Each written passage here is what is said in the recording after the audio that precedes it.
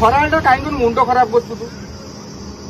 ଆଉ ଏଠି ସମ୍ମାନ ଦେଇ କଷ୍ଟମର କହିପାର ତୁ ତା କଣ ମତେ ପେଲି ଚିକେନ ଦୋକାନ ଆସି ପନିର କଣ ମାଗୁଛ? এটা চিকেন দোকান হ্যাঁ। ବୋର୍ଡ ମରା ହେଇନି ତ ଦେଖାଉ ଭାଇ ଏଠି ଚିକେନ ଦୋକାନଟା କୋଉଠି ବୋଲି ଏଇଟା ଚିକେନ ଦୋକାନ।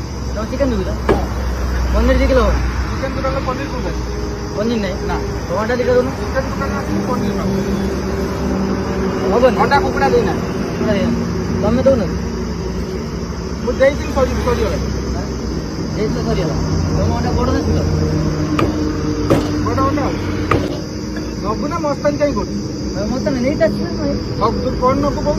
ପନିର ବୋଲି ଚିକେନ ଦୋକାନ ଆସିକି ପନିର କଣ ମାଗୁଛୁ? ପନିର ମତେ ଦୋକାନ। କହିଲେ ଛକ ଉପରେ ପନିର ବିକୁଛି ଆଉ ଅନ୍ୟ ଦୋକାନ କହିଲା ଏଇ ଦୋକାନଟା ଏଠି ନାହିଁ।